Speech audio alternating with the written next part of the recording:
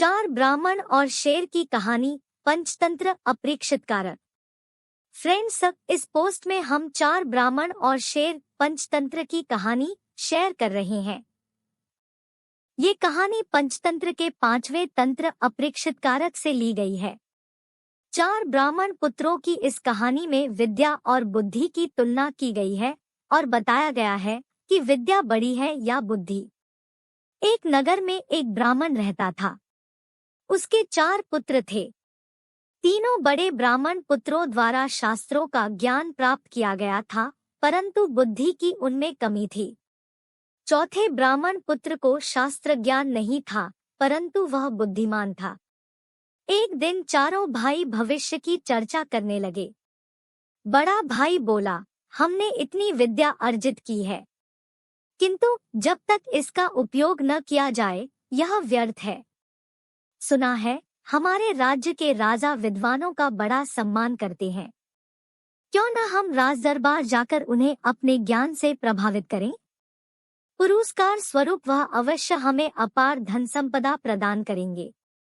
सभी भाइयों को यह बात उचित प्रतीत हुई और अगले ही दिन वे राजा से मिलने चल पड़े।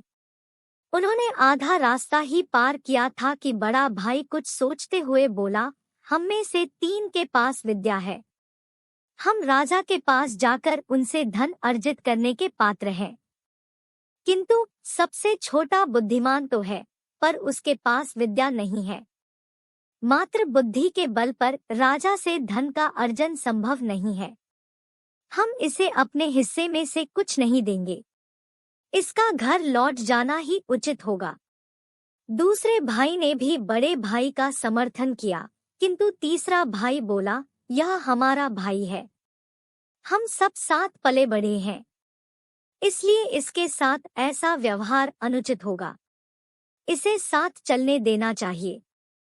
मैं अपना कुछ धन इसे दे दूंगा। अंत में सभी सहमत हो और आगे की यात्रा प्रारंभ की। मार्ग में एक घना जंगल पड़ा।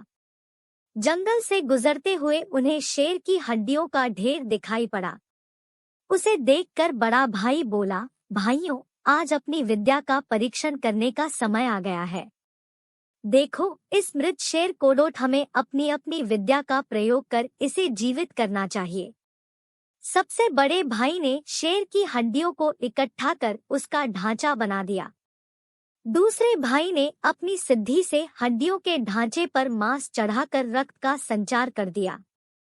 तीसरा भाई अपनी विद्या से शेर में प्राणों का संचार करने आगे बढ़ा, तो चौथे भाई ने उसे रोक दिया और बोला, भैया, कृपा कर ऐसा अनर्थ मत कीजिए। यदि यह शेर जीवित हुआ तो हम सबके प्राण हर लेगा। यह सुनकर तीसरा भाई क्रोधित हो गया। वह बोला, मूर्ख, तुम्हारे साथ चलने का समर्थन कर कदाचित मैंने त्रुटि कर दी है। तुम चाहते हो कि मैं अपनी विद्या नष्ट कर दूं, किंतु ऐसा कतई नहीं होगा। मैंने इस शेर को अवश्य जीवित करूंगा। चौथा भाई बोला, क्षमा करे भैया, मेरा अर्थ यह कतई नहीं था। आपको जो उचित लगे करें, बस मुझे किसी वृक्ष पर चढ़ जाने दें।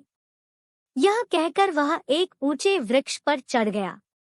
तीसरे भाई ने अपने विद्या से शेर को जीवित कर दिया, परंतु जैसे ही शेर जीवित हुआ, उसने तीनों भाइयों पर आक्रमण कर उन्हें मार डाला। चौथा भाई, जिसने बुद्धि का प्रयोग किया था, वह वृक्ष पर बैठा यह सब देख रहा था। वह वृक्ष से तब तक नहीं उतरा जब तक शेर चला नहीं गया। सिंह के जाने के बाद वह वृक्ष से उतरा और गांव लौट गया। शिक्षा। बुद्धि सदैव विद्या से श्रेष्ठ होती है। शास्त्रों में निपुण होने पर भी लोक व्यवहार न जानने वाला व्यक्ति हमेशा उपहास का पात्र बनता है या समस्या को आमंत्रित करता है। फ्रेंड्स, आपको four Brahmins and the lion Panchatantra story in Hindi कैसी लगी? आप अपने कमेंट्स के द्वारा हमें अवश्य बताएं। The lion that sprang to life Panchatantra story in Hindi पसंद आने पर लाइक और शेयर करें। ऐसी ही अन्य स्टोरी इन हिंदी पढ़ने के लिए हमें सब्सक्राइब कर लें। थैंक्स।